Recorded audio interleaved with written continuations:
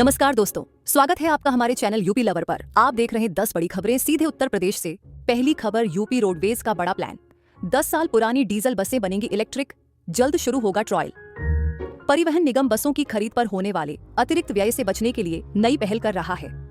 इस कड़ी में निगम ने अपनी पुरानी डीजल बसों को इलेक्ट्रिक बसों में बदलना शुरू कर दिया है। इस रिट्रोफिटमेंट तकनीक के तहत 2 डीजल बसों को इलेक्ट्रिक बस में बदल दिया गया है। इनका ट्रायल झांसी ललितपुर मार्ग पर जल्दी ही किया जाएगा। परिवहन मंत्री दयाशंकर सिंह के मुताबिक पुरानी डीजल बसों को निगम के मानक के अनुसार 10 साल अथवा 11 लाख किमी की दूरी तय करने पर बेड़े से हटाया जाना जरूरी होता है। बड़ी संख्या में निगम की बसों की हर साल नीलामी की जाती है। डीजल बसों को इलेक्ट्रिक बस में बदलने पर नई बसों की खरीदारी नहीं करनी पड़ेगी। इससे अतिरिक्त व्यय नहीं होगा। उन्होंने बताया कि कानपुर की राम मनोहर लोहिया वर्कशॉप में 2 बसों को इलेक्ट्रिक बस में बदला गया है।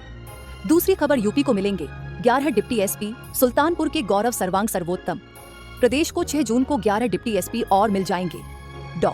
भीमराव आंबेडकर पुलिस अकादमी में प्रशिक्षण प्राप्त इन डिप्टी एसपी में सुल्तानपुर जिले के तहसील जयसिंहपुर क्षेत्र के गांव रामनाथपुर निवासी गौरव उपाध्याय सर्वांग सर्वोत्तम चुने गए हैं।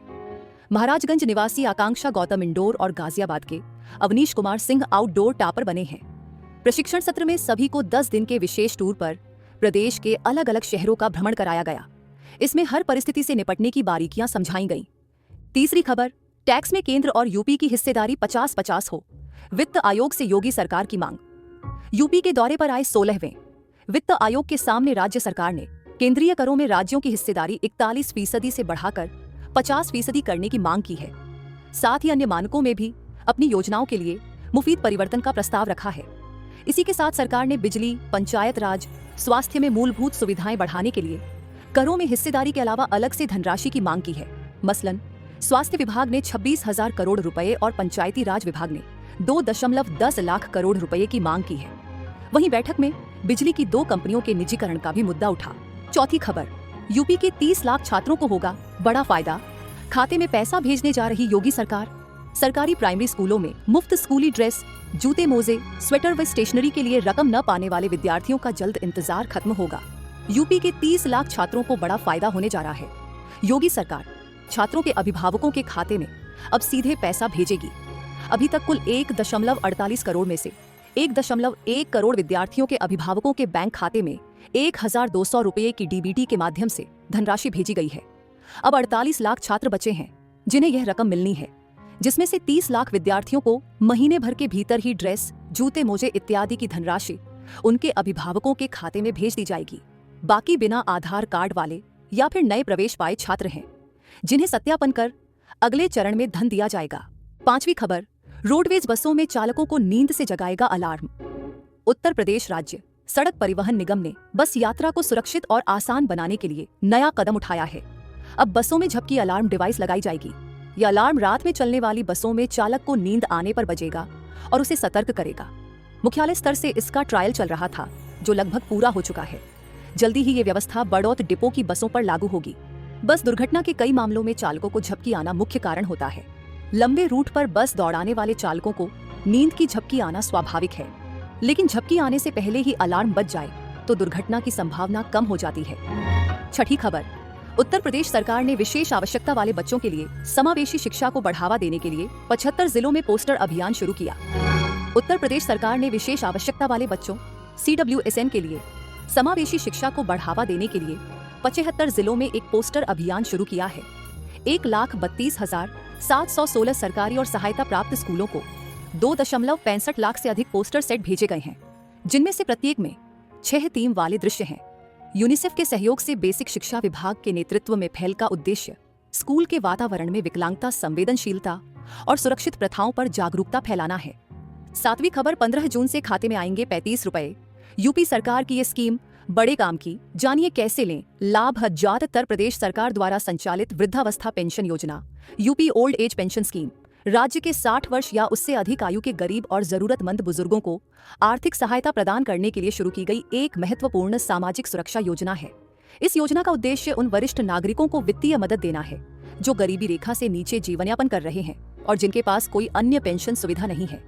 हाल ही में आई खबरों के अनुसार 15 जून 2025 से लाभार्थियों के खातों में 3 महीने की पेंशन राशि यानी 3,000 रुपए एक मुश्त जमा की जाएगी।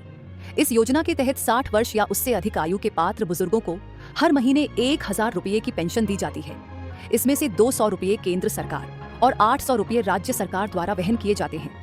वहीं 80 वर्ष या उससे अधिक आयु के लाभार्थियों के लिए पेंशन राशि में केंद्र और राज्य सरकार का योगदान बराबर 500 रुपये होता है। 8वीं खबर घर बनाने जा रहे हैं तो जान ले, यूपी के शहरों में जल्द लग सकते हैं 9 तरह के शुल्क। यूपी के शहरों में मकान बनवाने वालों पर 8 से 9 तरह के शुल्क का बोझ बढ़ सकता है। उच्च स्तर पर इसको लेकर मंथन चल रहा है। विकास प्राधिकरणों और आवास विकास परिषद से इस पर राय मांगी गई है।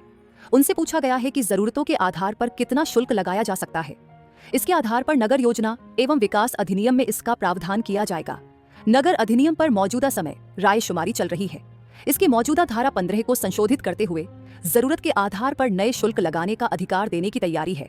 इसके साथ ही मौजूदा विकास शुल्क, प्रभाव शुल्क, निरीक्षण शुल्क, म्यूटेशन शुल्क, नगरीय उपयोग प्रभार, अंबार शुल्क, क्रय योग्य FIR शुल्क, शेल्टर शुल्क और मानचित्र स्वीकृत करने से संबंधित शुल्क को बढ़ाने का विचार है। 9वीं खबर अब 40 मिनट में लखनऊ से पहुंचिए। कानपुर, कोहरा हो या बारिश में भी नहीं पड़ेगा फर्क। राजधानी लखनऊ और औद्योगिक नगरी कानपुर के बीच आने वाले दिनों में सफर और आसान हो जाएगा। दोनों शहरों के बीच रैपिड रेल चलाई जाएगी। लखनऊ विकास प्राधिकरण ने इसके लिए NOC दे दी है। इसके शुरू होने के बाद लखनऊ से कानपुर महज 40 मिनट में पहुंचा जा सकेगा। कोहरा हो या बारिश, आपकी यात्रा पर कोई फर्क नहीं पड़ेगा। रैपिड रेल परियोजना के लिए लखनऊ और कानपुर के बीच में नमो रेल कॉरिडोर विकसित किया जाएगा। National capital region transport corporation NCRTC ने इस प्रोजेक्ट पर तेजी से काम शुरू किया है। NCRTC ने इसके लिए लखनऊ विकास प्राधिकरण से NOC मांगी थी। NCRTC के मुख्य अभियंता LDA आए थे। उनके पत्र पर LDA ने शासन के माध्यम से NOC जारी कर दी है। 10वीं खबर, यूपी में मिल्क प्रोसेसिंग और डेयरी वालों पर योगी सरकार मेहरबान, मिलेगा 35% अनुदान। जाने डिटेल। यूपी में मिल्क प्रोसेसिंग और डेयरी का काम करने वालों के लिए खुशखबरी है। योगी आदित्यनाथ की सरकार ने दूध प्रसंस्करण इकाइयों और डेयरी उद्योगों को बढ़ावा देने के लिए बड़ी पहल की है। सरकार अब इन्हें 35% तक अनुदान देगी। पशु आहार, पशु पोषण उत्पाद, निर्माणशाला इकाइयों को स्थापित करने के लिए प्लांट मशीनरी, तकनीकी, सिविल कार्य और स्पेयर पार्ट्स की लागत पर इस 35% पूंजीगत अनुदान की अधिकतम सीमा 5 करोड़ होगी। धन्यवाद। अगर आपको हमारा यह वीडियो पसंद आया हो तो इसे लाइक करें, शेयर करें और यूपी लवर को सब्सक्राइब करना ना भूलें।